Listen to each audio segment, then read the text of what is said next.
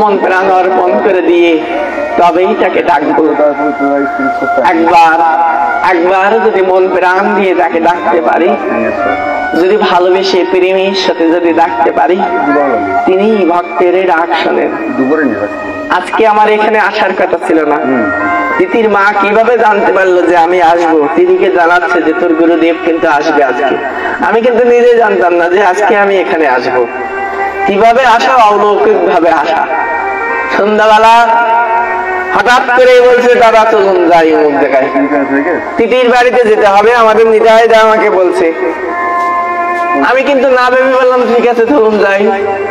এইভাবেই কিন্তু তার ইচ্ছা তিনি পূরণ করেন। অনন্য চিত্তে যদি আমরা ডাকতে পারি, সে ডাক আমার গোবিন্দ শোনেন। তাই দাদারা মায়েরা শ্রীমদ ভগবদ গীতায় কি বলছে জানেন? স্পষ্ট ভাবে বলছেন যে ময়্যেব মন আদর্শ ময়্যে বুদ্ধিম নিবেশা নিবেশসি ময়্যেব অথ যুদ্ধম নো সংশয় অথ চিত্তম সমধাতু না শক্যসি ময়ি স্থিরা অভ্যাস যোগেন তত মাম ইচ্ছাম আপ্তুম ধনুঞ্জয় অভ্যাসে যোগী অসমত্তোষি মৎকর্ম পরম ভাব মদত্তামপি কর্মণি কুর্বাণ সিদ্ধিম অবাবশ্যসি ময়ি এব মন আদর্শ।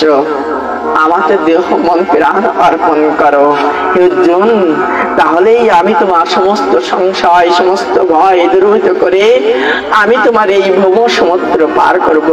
আর যদি তুমি আমাতেও মন অর্পণ না করতে পারো, তাহলে আমার প্রীতির জন্য কর্ম করো।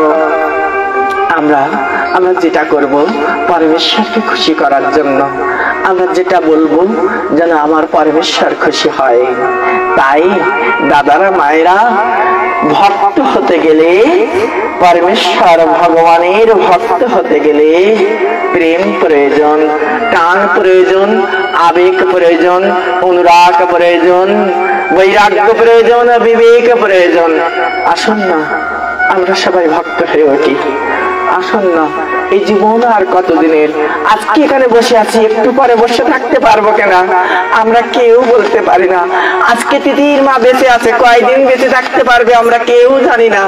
তাই সময় থাকতে পরমেশ্বরের ভগবান নির্গুণ কীর্তনে আমরা মাতারা হব।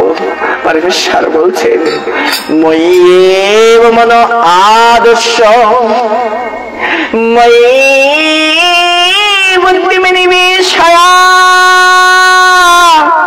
নিবেশসি ময়্যেব অথ যুদ্ধম নো সংশয়।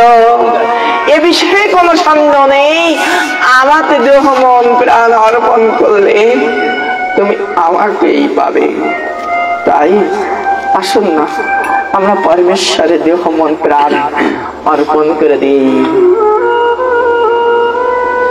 এই বাঁশির শব্দ তিনি বাজিয়ে চলেছেন। এই বাঁশির শব্দ শোনার জন্য আমার কান, আমার প্রাণ সব সময় আকুল হয়ে বসে থাকতে হয় এই শব্দ শোনার জন্য। গভীর রাত্রে সবাই যখন ঘুমিয়ে পড়ে, এই তত্ত্বদর্শী তখন ঘুমাতে পারে না। দুহুকার দুহমারে বিচ্ছেদ ভাবিয়া দিলাত না দেখিলে যাই যে মরিয়া মরণের মতো অবস্থা হয়। তাকে না পাইলে মনে হয় মরণের মতো অবস্থা, কোনো সাড়া থাকে না, কোনো অনুভূতি থাকে না, প্রত্যেকটা অঙ্গ প্রত্যঙ্গ ব্যাকুল হয়ে যায়। তাই প্রত্যেকটা অঙ্গ দিয়ে সাধন, প্রত্যেকটা চলা বলায় আচার আচরণ দিয়ে সাধন। দাদারা মায়েরা, রাধারানী প্রত্যেকটা অঙ্গ দিয়ে সাধন বোধন করত। একদিন চম্পক ফুলের বনে গিয়ে রাধারানী দেখছে যে তার গায়ের বর্ণ আর এই ফুলের বর্ণ একই। তাই গোপালকে বলছে, গোপাল আমার কৃষ্ণকে এই ফুল দেব, আমি এই ফুল দিয়ে পূজা করব, তুমি কি আমার এই ফুল ফেলে দিতে পারো গোপাল? গোপাল বলছে, রাধে রাধে একটা লাঠি দিয়ে পাঠতে যাচ্ছে, আর রাধারানী বলছে, না না, আমি আমি আমি আমার কৃষ্ণকে ওই ভগ্ন ফুল দিয়ে আমি পূজা দেব না। গোপাল তুমি ফুলে আঘাত করো না গোপাল, তাহলে কিভাবে পারবো? রাধারানীকে গোপাল আমার বলছে, তাহলে তুমি আমার কাঁধে ওঠে। রাধারানী কৃষ্ণের কাঁধে ওঠে বাঁচতে যাচ্ছে, কিন্তু অল্পের জন্য ধরতে পারছে না পুরোটি। ভগবান তখন বলছে, রাধে তুমি আমার মস্তকের উপরে দাও। যেই রাধারানী মস্তকের উপরে দাঁড়িয়েছে, রাধারানীর ওই পায়ের দোলা মাথায় নিয়ে ভগবান বলছে, রাধে তোমার এই পায়ের দোলে আমি শান্ত হলাম। রাধে জয় জয় রাধা কৃষ্ণের প্রীতি প্রেমানন্দে হরিধ্বনি করম। কে কাকে পূজা করছে? ভক্ত যেমন ভগবানকে পাওয়ার জন্য আকুল হয়ে থাকে, ঠিক তেমনি ভগবান চায় ভক্তের চরণের ধুলি। আমার চেয়ে আমার নাম বড়, আর আমার নামের চেয়ে আমার ভক্ত বড়, আর আমার ভক্তের চেয়ে আমার ভক্তের চরণের ধুলি বড়। জয় জয় সাধু বৈষ্ণবের নামে একবার হরিধ্বনি করম।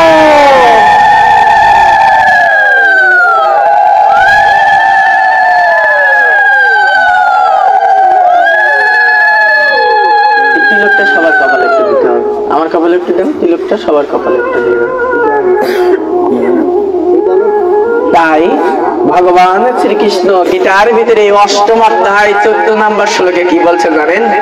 বলছে, অনন্য চেত সততাম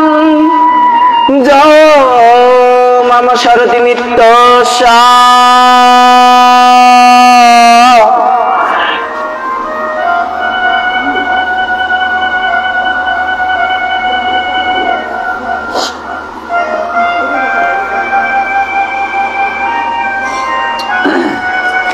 পরমেশ্বর ভগবান বলছেন ৮ম অধ্যায় 14 নম্বর শ্লোকে,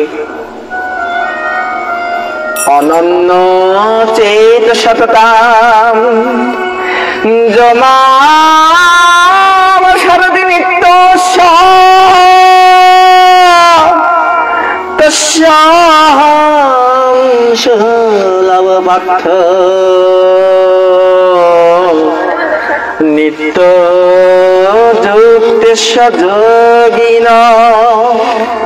অনন্য চেত সততাম যমাম সরতি নিত্য সুলভ ভক্ত নিত্য যুক্ত যোগিন। হে অর্জুন, অনন্য চিত্তে যে আমাকে ডাকে, তস্যাম সুলভ ভক্ত আমি তার সুলভ হই। আসুন না আমরা একবার ওই ধ্রুব প্রহ্লাদের মতো তাকে ডাকি। ডাকার মতো তারে ডাকো, ডাকার মতো তারে ডাকো, সে যে দূরে সরে রইবে না গো।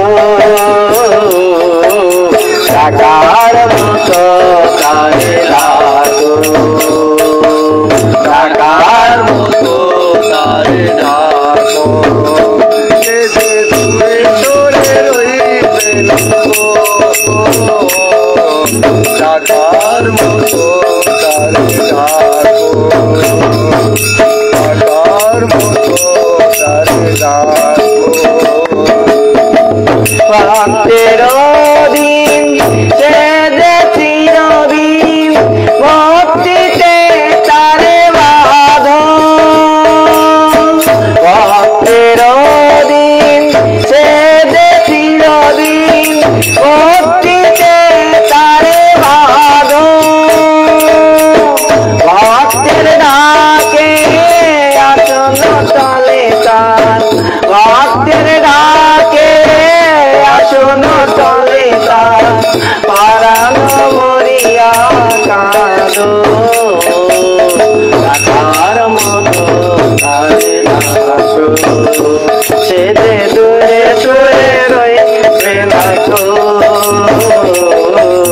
ডাকার মতো তারে ডাকো, ডাকার মতো তারে ডাকো।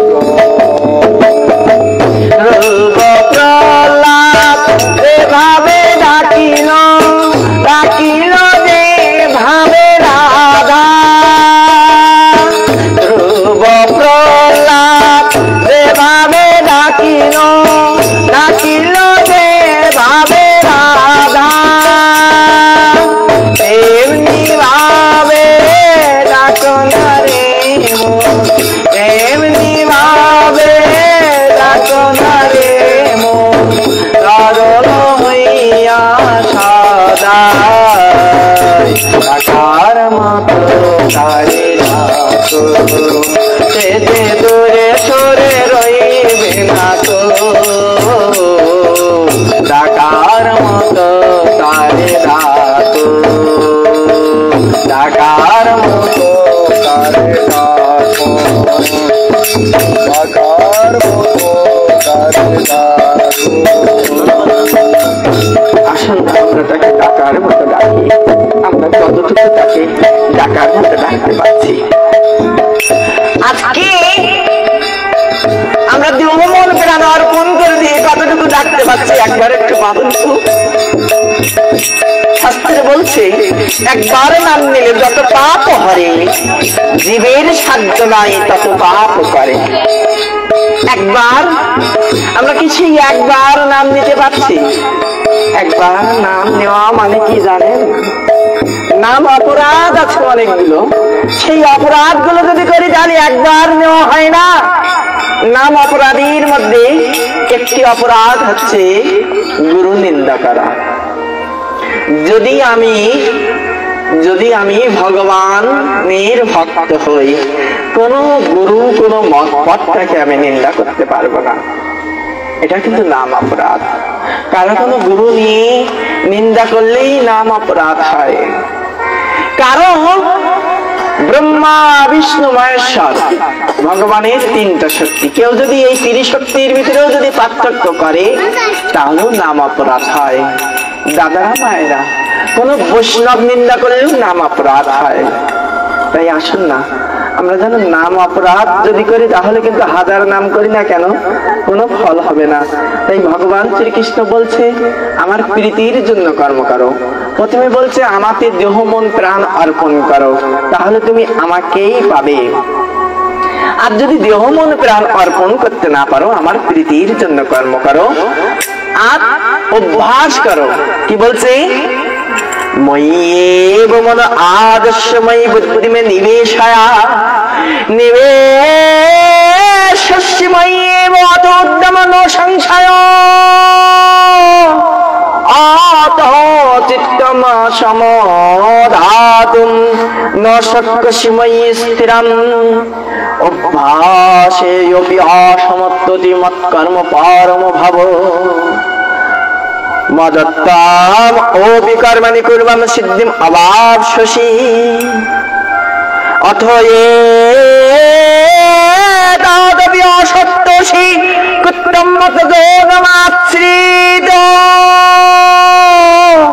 সর্বকর্ম ফল ত্যাগ তত কুরু যৎ আত্মান শ্রৈ জ্ঞানমভ্যাসাৎ,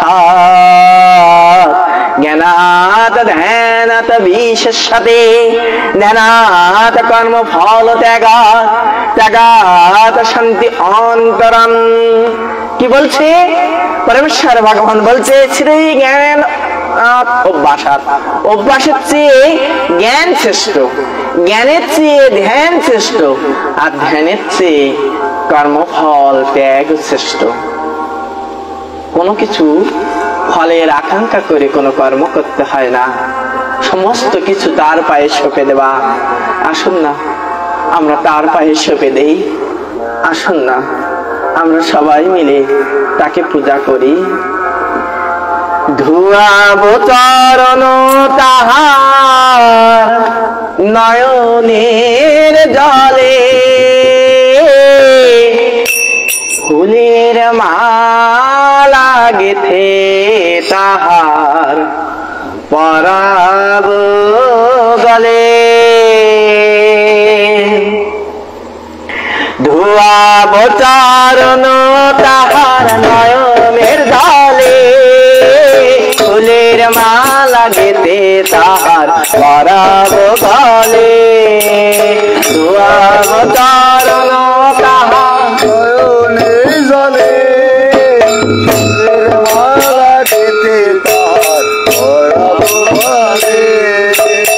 এমনি করে সাজিয়ে তারে এমনি করে সাজিয়ে তারে দেখবো কেমন শোভা পায় সবাই মিলে করবো পূজা আয় রে তোরা আয় সবাই মিলে করবো পূজা আয় রে তোরা আয়। সবাই মিলে করবো পূজা আয় রে তোরা আয় সবাই মিলে করবো পূজা আয় রে তোরা আয়।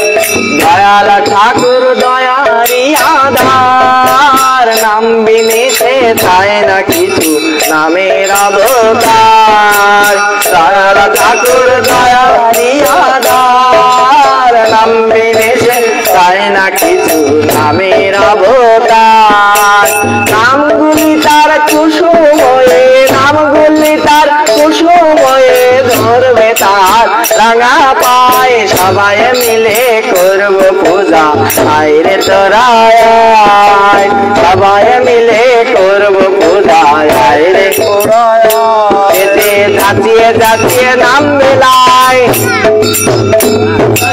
যাচিয়ে যাচিয়ে নাম মেলায় যাচিয়ে যাচিয়ে নাম মিলায় জাতির বিচার করে নাচে যাচিয়ে যাচিয়ে নাম মেলায় জাতির বিচার করে নাচে যাচিয়ে যাচিয়ে নাম মেলায় যাচিয়ে যাচিয়ে নাম মেলায় যাচিয়ে যাচিয়ে নাম মিলায় জাতির বিচার করে নাচে যাচিয়ে যাচিয়ে নাম মেলায় সবাই মিলে করবো পূজা আয় রে তোরা আয় এবার সবাই মিলে করবো পূজা আয় রে তোরা আয়। আমরা সবাই মিলে করবো পূজা আয় রে তোরা আয়। অবতারণ তাহার নয়নের ধরে ফুলের মালা গেতে তাহার পরাব গলে অবতারণ তাহার নয়নের জলে ফুলের মালা গেতে তাহার পরাব গলে। এমনি করে সাজিয়ে তারে এমনি করে সাজিয়ে তারে দেখবো কেমন সেবা পাই সবাই মিলে করবো পূজা আয় রে তোরা আয় সবাই মিলে করবো পূজা আয় রে তোরা আয়। সবাই মিলে করব পূজা আয় রে তোরা আয়। সবাই মিলে পূজা করতে হয় শুধু একাই ভালো থাকবো না আমি শুধু একাই পূজা দেব না সবাইকে নিয়ে আমি পূজা করার চেষ্টা করব আমার গৌর সুন্দর মানুষের বাড়িতে গিয়ে দাঁড়ে দাঁড়ে গিয়ে বলছো তোরা আয় দাঁড়ে আয় একবার একবার কৃষ্ণ নাম বল না রে ভাই একবার একবার হরি বলে তোরা ছুটে আয় না একবার তোরা নাম ওরে ওরে জগায় ওরে মাথায় তোরা আয় না রে দেখ না এই নামে কত সুধা আছে দেখ না এই নামে কত জাদু আছে দাদারা মায়েরা এই নাম ছাড়া আর অন্য কোনো উপায় নাই শাস্ত্রে বলছে বাইবেলে বলছে at the beginning there is word the word was at me and I was word সৃষ্টির শুরুতে শব্দ ছিল শব্দ আমাতে ছিল আর আমি শব্দ একই কথা আমার শাস্ত্রেও বলছে যে এই নাম সেই কৃষ্ণ ভজন নিষ্ঠা করি নামের সহিত আছেন আপনি শ্রী হরি নাম আর নামই অভিন্ন নাম করা মানেই ভগবান সঙ্গে থাকা নাম মানেই ভগবান শ্রীকৃষ্ণ নাম মানেই আমার গৌর সুন্দর নাম মানেই আমার হরি আসুন না সবাই মিলে একটু মহানাম করি আসুন না দেহ মন প্রাণ অর্পণ করে দিয়ে আজকে তো আমরা নাম ভুলে গিয়েছি যার ফলে রোগ শোক দারিদ্রতা হিংসা দিন দিন সমাজের ভিতরে বাড়ছে আমরা জবে থেকেই ভগবানকে ভুলে গিয়েছি তবে থেকেই আমাদের দুঃখ কষ্ট আমাদেরকে ঘিরে ধরেছে। হাততালি দিয়ে কীর্তন করার কথা গো সুন্দর বলেছেন, মানুষের দ্বারে দ্বারে গিয়ে কীর্তন করার কথা। আজকে আসরে কীর্তন হয় কিন্তু বাড়িতে কীর্তন হয় না। আজকে হাততালি দিয়ে কীর্তন হয় না, আজকে ডিজে গানে কীর্তন হচ্ছে। কিন্তু না, হাততালি দিয়ে কীর্তন শিক্ষাটা খুবই প্রয়োজন। আমার দেহের ময়লা উড়ে যায় এই হাততালি দিয়ে কীর্তন করলে। গাছের নিচে আমার গুরুদেব শ্রী শ্রী ঠাকুর অনুকূলচন্দ্র বলছেন, গাছের নিচে যদি দাঁড়িয়ে হাততালি দেওয়া যায়, যদি উপরে যদি পাখি থাকে, ওই পাখিটি কিন্তু উড়ে যায় যখন হাততালি দিয়ে কীর্তন করা হয়। হাততালি দিলে পাখিটি উড়ে যায়, ঠিক তেমনি আমার এই দেহের ভিতরে যদি ময়লা থাকে, ওই ময়লাটি উড়ে যায়। তাই নিজে হাততালি দিয়ে কীর্তন করতে হয়। সবাই মিলে আমরা কীর্তন করব। হরে কৃষ্ণ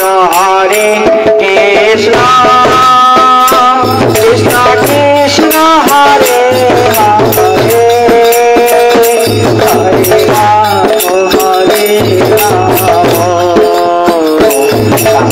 রাম রাম হরে হরে। সবাই মিলে হরে কৃষ্ণ কৃষ্ণ কৃষ্ণ হরে হরে, হরে রাম হরে রাম, রাম হরে হরে, হরে কৃষ্ণ হরে। সবাই মিলে একসাথে কৃষ্ণ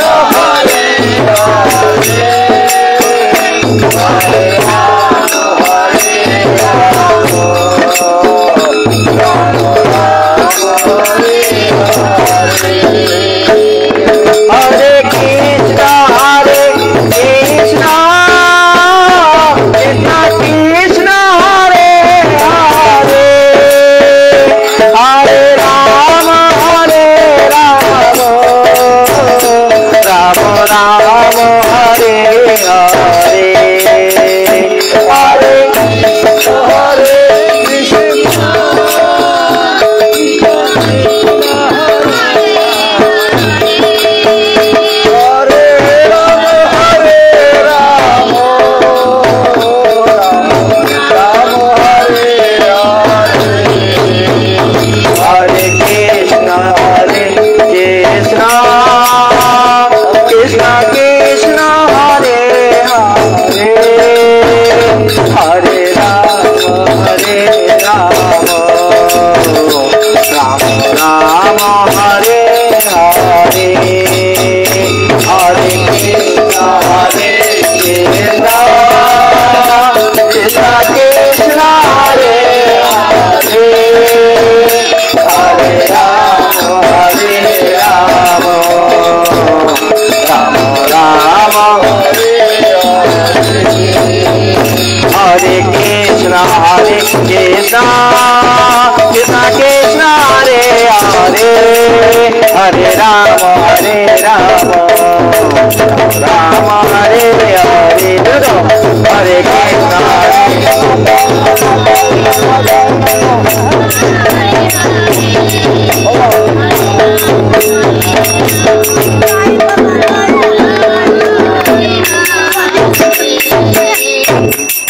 এই মধুর হরে কৃষ্ণ নাম আজকে আমরা ভুলে যেতে বসেছি।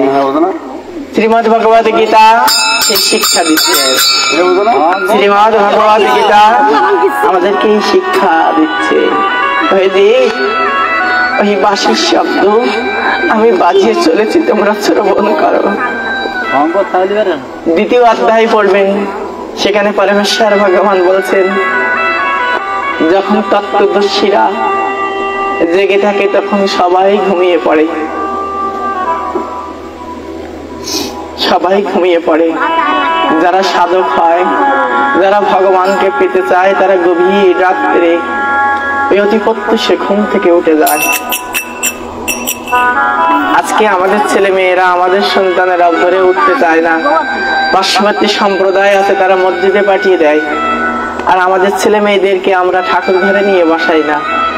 সন্ধ্যার সময়ও আমরা ওদেরকে বলি না, বাবা সন্ধ্যা হয়েছে একটু প্রার্থনায় বসো।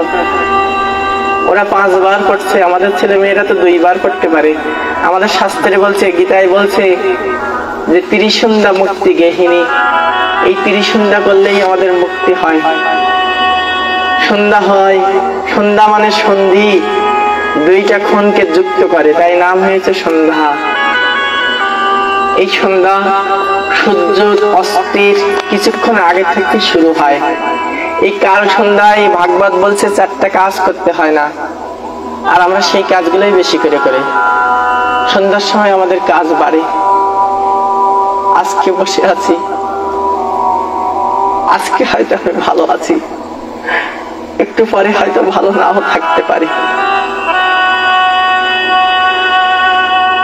যেদিনে প্রাণভোমরা চলে যাবে, সেদিনে কি আমার সঙ্গে যাবে? না আমার পুত্র, না আমার কন্যা, না আমার জমি, না আমার বাড়ি, না আমার গাড়ি, যার জন্য দিন নেই রাত নেই শ্রম দিচ্ছে। জানেন, বাংলার বিভিন্ন প্রান্তে ঘুরি, বিভিন্ন সংসারে বিভিন্ন মানুষের সাথে মিশি, কারণ না কারোর দুঃখ আছে এমন কোন বাড়ি দেখলাম না যে বাড়িতে বলছে যে আমি পরিচিত সুখে আছি, আমি পরিচিত আনন্দে আছি, আমি পরিচিত শান্তির মধ্যে আছি। আমি ভাবছি মনে হয় আমি সবচেয়ে কষ্টের মধ্যে আছি, কিন্তু তা নয়। ভগবানের গীতার কথা কখনো মিথ্যা হওয়ার নয়। দুঃখ আলয়ম অশাশ্বতম, এই জগৎটা দুঃখ আলয়। এখানে যখন জবে থেকে আমরা জন্মগ্রহণ করেছি, এসেছি, তবে থেকে এই দুঃখের মধ্যে দিয়েই একমাত্র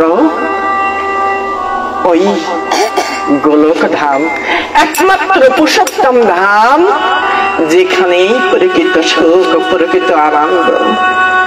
আর এই জগৎটাই মায়ার জগৎ। তাই ভগবান শ্রীকৃষ্ণ বলছেন গীতার মধ্যে দ্বাদশ অধ্যায় 13 এবং 14 নম্বর শ্লোকে বলছেন, অদিষ্ট সর্বভূতানাং মৈত্রী করুণেব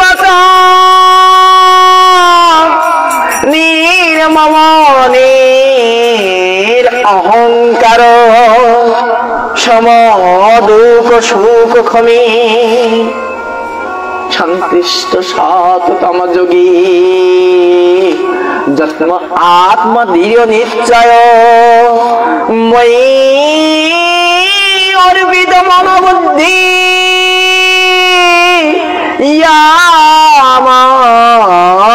ভক্ত সমে প্রিয়।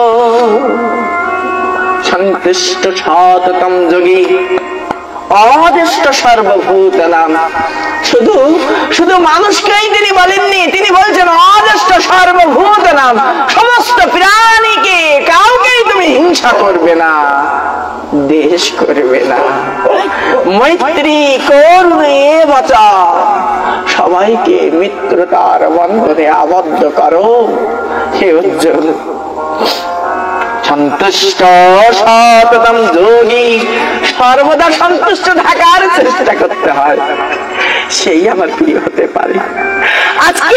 আজকে আমি ঘুম থেকে উঠে আমার উঠানের ময়লা আমি আরেকজনের উঠানে দিয়ে দিলাম, আমি কি হিংসা করলাম না? আমি কতটুকু মানুষ হতে পারলাম? ভগবান শ্রীকৃষ্ণ গীতার ভিতরে কি বলছে? কাউকে দেশ করবে না, কাউকে হিংসা করবে না। আর ঘুম থেকে উঠলে কি দেখতে পাচ্ছি? ঘুম থেকে উঠলেই দেখতে পাচ্ছি মায়ের কষ্ট, বৌমা শাশুড়ির যুদ্ধ, স্ত্রী স্বামীকে মানছে না, স্বামী স্ত্রীকে মানছে না। আজকে ছিলাম আমাদের মাগুরায় নতুন বাজারে, গতকাল সেখানে পাঠ করছিলাম পবিত্র শাহাদাদার বাসায়। তার বাবা 23 বছর আগে তার বাবা বিদেহী হয়েছেন। বাবার উদ্দেশ্যে তার পুত্ররা কাঁদছিল। আজকে এইগুলো না হারিয়ে যাচ্ছে আস্তে আস্তে। আমি নৃসিংহ চতুর্দশী এবং বুদ্ধ পূর্ণিমা 2 দিনই একটা ঘরের ভিতরে সারাদিনে ভাগবত পাঠ করছিলাম। আমি দেখছিলাম ভগবান শ্রীকৃষ্ণ তার মা দেবকী এবং পিতা বাসুদেবের কাছে এসে বলছে, মা গো, ও মা,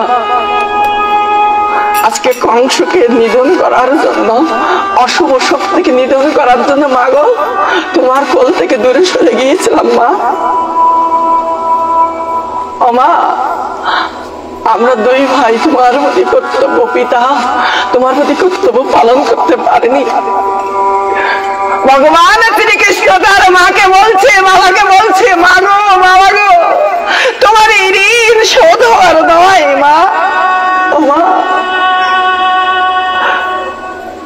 তোমাকে যেভাবে পূজা করার কথা মা গো, তোমাকে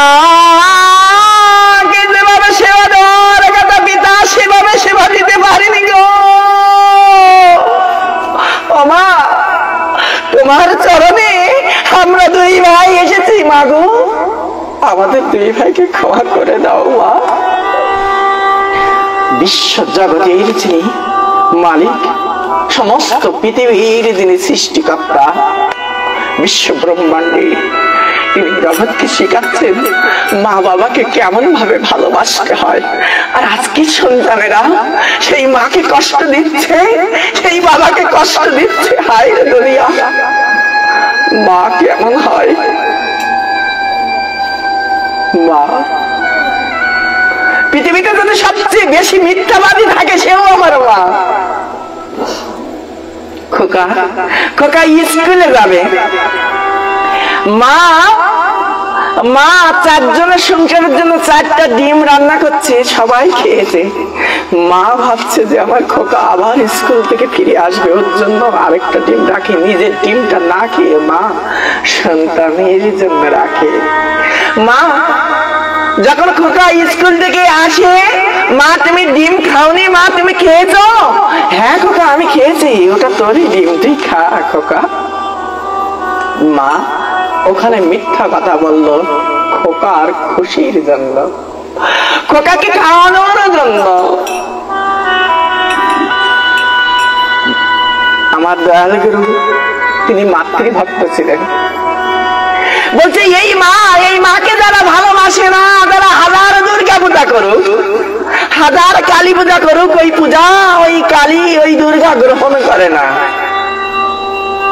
দাদারা মায়েরা, 1000 আমি শিব পূজা করি, যদি আমার পিতাকে যদি না ভক্তি করি, না শ্রদ্ধা করি, 1000 আমি শিব চতুর্দশী ব্রত পালন করি, যদি আমার স্বামীকে শিব জ্ঞানে না দেখি, ওই পূজা শিব গ্রহণ করে না। দাদারা মায়েরা, মাকে যদি আমরা ভক্তি শ্রদ্ধা না করি, গৌর সুন্দর আমার মাকে বলছো, মা মারে আমার অন্তরে রইলে ভাবো মা আমি যেখানেই যাইব মা তোর হাতে খাইব। আর আজকে আমরা সেই মাকে কষ্ট দিচ্ছি। তোরা আমার মাকে দেখেছিস? তোরা আমার মাকে দেখেছিস যখন পুরীতে আছে গৌর সুন্দর আমার মায়ের জন্য এই শাড়িটা একটু নিয়ে যেতে পারিস?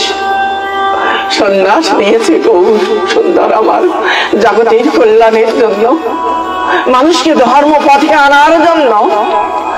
আর সর্বদা তিনি জগৎকে শিক্ষা দিচ্ছেন, এই কৃষ্ণ শিক্ষা জগৎকে শিক্ষা দিচ্ছেন। ভগবান বিমুখ হলে কখনো শান্তি আসে না। তাই দাদারা মায়েরা, মা কেমন হয় সেই শিক্ষা দেওয়ার জন্য তিনি বারবার আসেন। মাকে ভালোবাসতে হয়। প্রত্যেকদিন ঘুম থেকে উঠে আমার পূর্ব রামচন্দ্র আগে তার নিজের মা বাবাকে প্রণাম করত। আমরা অনেক সময় মা বাবাকে গালিগালাজ করি আমরা সন্তান হয়ে, এটা ঠিক নয়। মা বাবাকে ভুল বুঝি। আজকের যারা শিশু, আগামী দিনে তারা মা বাবা হবেন। ঘুমিয়ে আছে শিশুর পিতা, সব শিশুরই অন্তরে। তাই তোমাদের কাছে আমার আকুল আবেদন, যারা ছোট আছো তোমরা তোমাদের ঠাকুর ঘরে গিয়ে প্রার্থনা অর্ধে মা বাবাকে প্রণাম করবে।